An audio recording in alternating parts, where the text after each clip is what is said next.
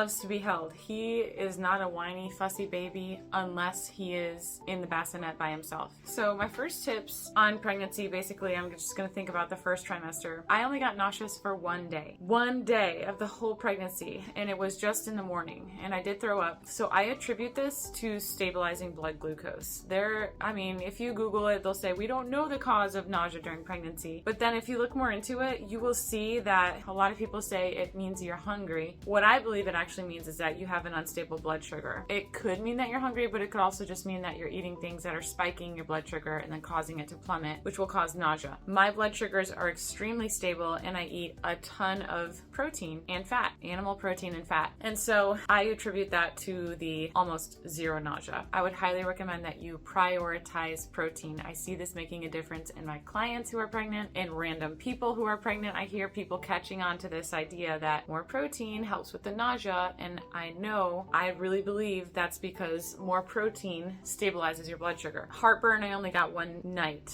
Also, it went away quickly. I drank some peppermint tea and then it was gone. The pregnancy, it was hard in the last trimester, the third trimester, mostly just hormonally, emotionally. We moved to a new home, which comes with its own stresses, and then I dislocated my knee, as you guys know, and so I was basically just not mobile. I couldn't work out, which I love to do, and I was in a lot of pain. And so my knee's doing better. I'll talk about my birth story in another video. I'll record that video after this one because I keep wanting to talk about that. But for this one, I just want to talk about tips for mamas who are pregnant. You've got to get your nutrients right. Please be sure you're eating enough. If you've never tracked your macros, I have a video on fat to protein ratio and macro tracking where I make not bio-individual but more specific recommendations for people to follow along with. Please try to hit 1 gram of protein per pound of desired body weight or healthy body weight, and let that remain the same as you gain weight throughout your pregnancy, so your protein will go up. I think that's going to help you significantly for so many reasons, not just your blood sugar, but also your body bouncing back, maintaining your strength, maintaining your thyroid. Pregnancy demands so much of your body.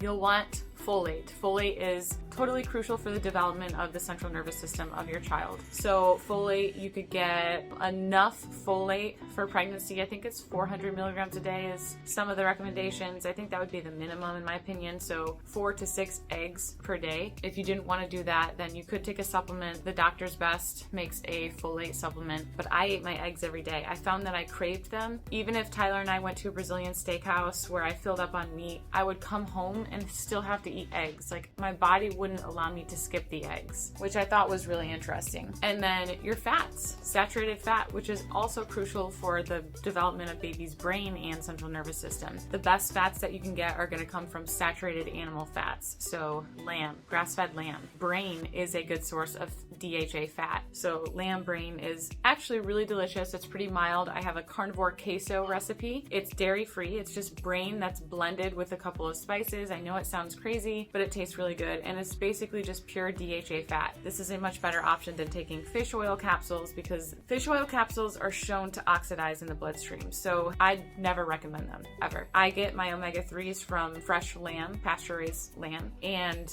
grass-fed lamb has higher levels of certain omega-3s than wild-caught salmon. So basically, you can enjoy your salmon, that's fantastic, but you can get a lot of omega-3s and also quality saturated animal fats from ruminant animals. So I would focus on that. So next, the pregnancy pillow. I did really well with a smaller pregnancy pillow. I'm gonna put the link in the description, and I'll just share a little picture right here, actually, is what I'm gonna do. And so I liked this pregnancy pillow versus this one because this one was too bulky. I sleep on a very flat pillow, so this one doesn't require anything underneath your neck, which I really liked, and then it also gets bigger and bigger as you get bigger and bigger, and so I really liked that. These pregnancy pillows are super popular, and I don't like them. They take up like half the bed. They're huge, bulky, and it wasn't comfortable on my neck. Something else that I did was I made pregnancy affirmations. I made my own because I wanted them to be scripture-based. I am a believer, and my truth is found in the Word of God. And so I just chose scriptures that were encouraging to me, scriptures that spoke to strength, and I can do all things through Christ who strengthens me. I will share a picture of those as well, just to inspire you guys, but I would encourage you to write down your own affirmations and practice them. The only other thing I would say is try to move your body. You might start getting more and more uncomfortable as you get larger and larger, but I found that when I could move and stretch, I felt so much relief, and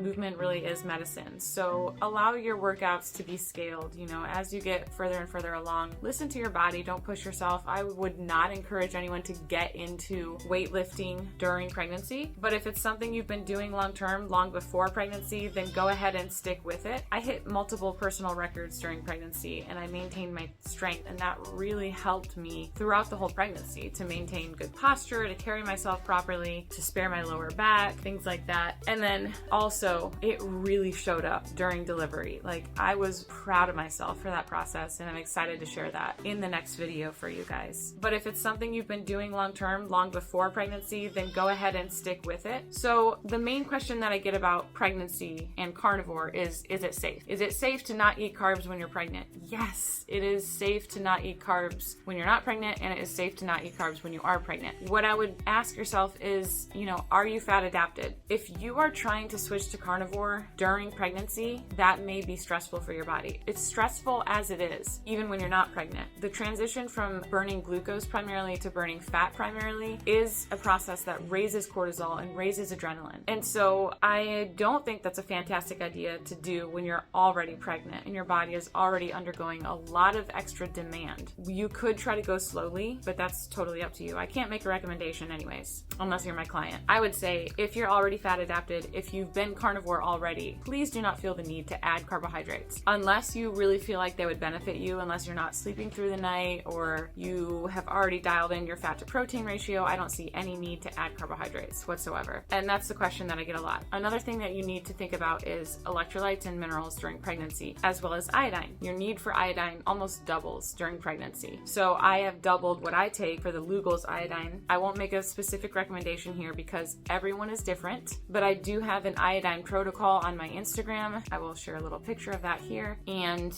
it'll kind of help you to navigate how to go about that for yourself. With iodine, I would generally encourage you to increase slowly, but your iodine needs will go up during pregnancy to support mama's thyroid and baby. Electrolytes and minerals will also go up. So I already take a lot of sodium and electrolytes every day, and I have doubled that as well. And that really, really helped with all the symptoms, I think. I love being pregnant. I really love it. I actually miss it, but I love being with him more. So those are my top tips, like the ones that come to mind first. There are little things here and there, and I want to encourage people to reach out. If you have any questions, I'm new to this. I am a new mom, and this is all a journey, but I want to share anything that has helped me and anything that I feel like has benefited me along the way. You'll also want to come up with a birth plan. So if you're like me and you want to stay away from vaccines, and you want as much skin to skin as possible, and you want to stay away from Pitocin and a million other things that they do in the hospital, make a birth plan. I put mine together on Canva, put a picture here, and I printed out multiple copies. And when we got to the hospital, they taped that thing to a cabinet, and everyone that came into the room went and looked at that first. And I so appreciated that. I won't say that every hospital will be so considerate. I really believe that we were blessed. I had a midwife. It was so awesome. But to have that on paper was so helpful for me, because when I am going through the most intense contractions during transition that are only 30 seconds apart, I don't have the capacity to say, hey, check my birth plan. Like, I couldn't even open my eyes. Like, it was too much. So that was a really good idea, and I would encourage you to do it. If you don't know what to put on your birth plan, check mine out. It's on Instagram just to get some ideas, but basically put everything on there that you want, and they will respect you. And for those of you who feel like you're going to be pressured into vaccines or vitamin K or circumcision or this or that, you can say no to all of it. Do not feel bad. This is your baby. This is your choice. Be informed about your decisions. Do your research and be confident in your decision for your child. And you have nothing to apologize for. You are protecting him or her. But I would definitely say don't do it blindly. Don't do it just because I did it or someone else did it. Do it because you did the research and you understand what you're doing. Always do it with understanding. This is your child, so it's really important. I had doulas. I hired 2 doulas, and they were awesome. They were phenomenal. They were worth it. There were some parts parts of like the process where I felt like, okay, the information they've given us is pretty generic. I could have found this online, but there is so much information online